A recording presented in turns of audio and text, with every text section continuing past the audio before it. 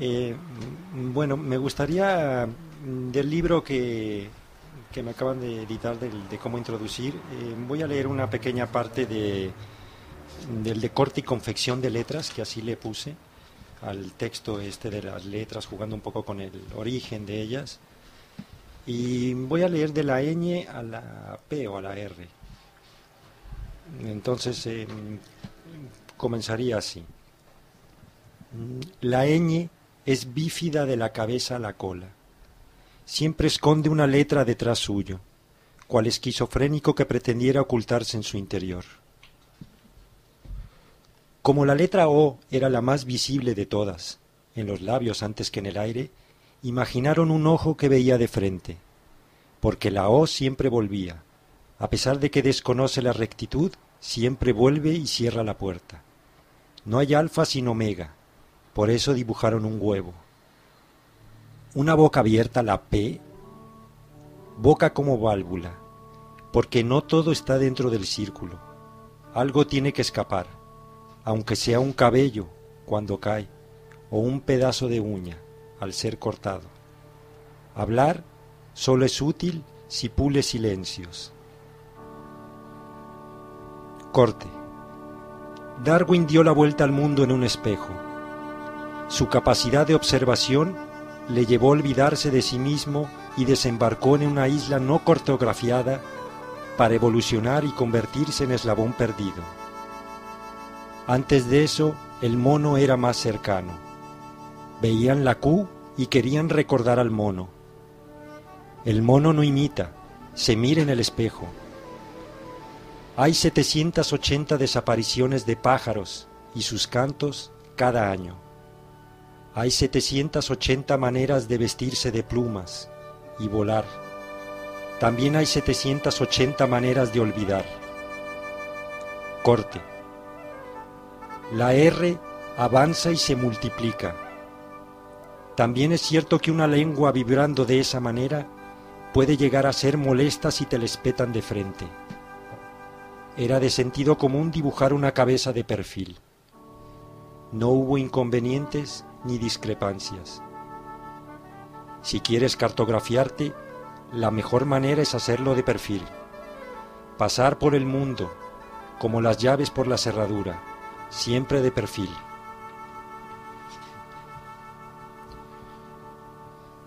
No era suficiente el sigilo y la diligencia. Había que dejar atrás cualquier indicio de animalidad, porque la S era algo que quizá no tendría que ser expresado, como el humo o el viento. Se empeñaron y la buscaron hasta que al fin hallaron una S en el lago que los aquietó. Cuando encuentres un lago de juncos y lotos, no intentes cultivarlo. Pero como no encontraron una señal, cruzaron los brazos y se sentaron, desanimados, con la cabeza baja, mirando cómo un brazo sostenía al otro por el simple hecho de cruzarse. Pensaron que eso era un signo, y a partir de entonces dejaron marcas en forma de cruz cada vez que los oprimía la incertidumbre. Con la letra T se orientaron, a pesar de que no sabían a dónde iban. En cada cruz inscribían lo mismo: no señalices más la ruta, solo el que deja los caminos encuentra siempre su destino. Pues, Juani, di tú. Bueno, pues la verdad es que hasta ahí desde luego no me ha dado tiempo a leer. Son muy originales y bueno, muy metafóricos. A mí me han gustado. Lógicamente tendría que leerlos con mayor tranquilidad para decirte algo más. Bueno, a mí me parece primero que son unos textos muy llenos de belleza, unas metáforas que yo creo que evocadoras. Y no sé, a mí la verdad que me emociona el texto, porque aunque sea esa intercalación de prosa y verso. Vamos, yo soy muy de matemáticas, yo lo veo así como después el poema termina como una especie de corolario del texto en prosa que hay y va silvanando las letras una historia y que invita también a la reflexión sobre ciertas condiciones humanas y demás. Y me parece que merece la pena que la gente lea entero el abecedario, vamos a decirlo así, Sí. de las letras y sus consecuencias. Bien, me gustaría también leerles, ya que estoy leyendo una partecita de cada uno de los libros que tengo, pues leerles algo de las leyendas topográficas, ya que les he hablado de ellos. Les leo dos que son breves, entonces si me lo permites. Por supuesto, claro. Voy a leer, estas no tienen ningún tipo de título, es la leyenda topográfica número 20, luego les leeré la 9, para romper el orden numérico. 20.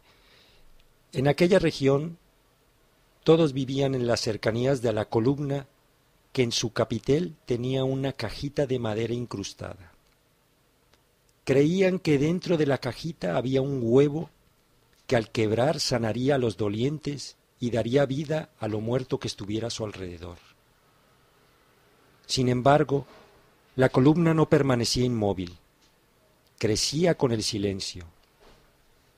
Por eso, no paraban de hacer ruido y hablaban todo el tiempo que podían. No querían que se alejara, pero llegó a tanta altura la columna que no pudieron ver más la cajita. Con el tiempo olvidaron el huevo y hasta sus muertos, pero siguieron hablando más y más y haciendo cada día más ruido, rompiendo y construyendo con una aprensión creciente al silencio y al no hacer nada. Al fin, un día, cortaron por la base la columna, y fue como si desplomara el cielo y sus luciérnagas. Hubo un gran silencio. Luego las piedras comenzaron a hablar. La número 9, me gustaría comentar que es una especie de juego que tengo con la poeta Ana María Cuervo de los Santos. Escribí yo un texto, ella rehizo, quizá algún día le proponga hacer algo de textos hechos y rehechos, ¿sabes? Entonces darle un texto, ella lo deformó y lo transformó en otro, después me lo entregó y yo lo volví a transformar en otro, ¿no? Es sí, y ahora destruyendo el anterior, siempre que vaya desapareciendo todo lo que va quedando sobre el camino, me parece bien, para que quede algo conciso y definido, vaya. Y bueno, algo así como lo que decías de no señalices más la ruta, solo el que deja los caminos encuentra siempre su destino. Sí, sí, ese es el ya verso. Que venía a colación. Este es el número 9, bueno, pues se lo dedico a ella, ya de paso.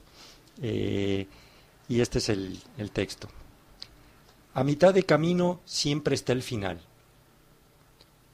Los litófilos, que por cierto que son los amantes de las piedras, los amigos de las piedras, vuelvo a comenzar. A mitad de camino siempre está el final.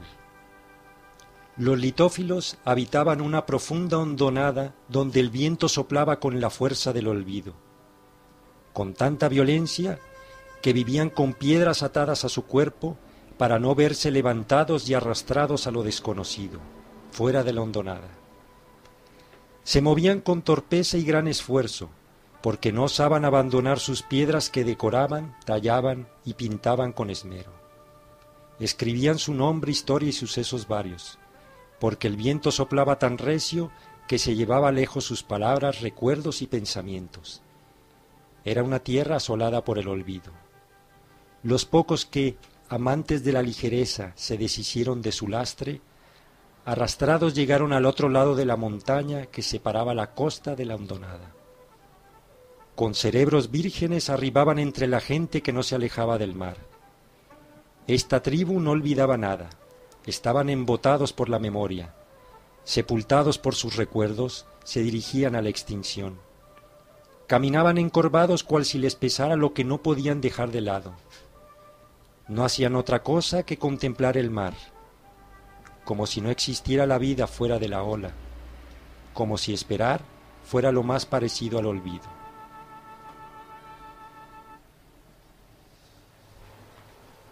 También yo creo que influye, iba a apostillar, bueno, que lo leas tú.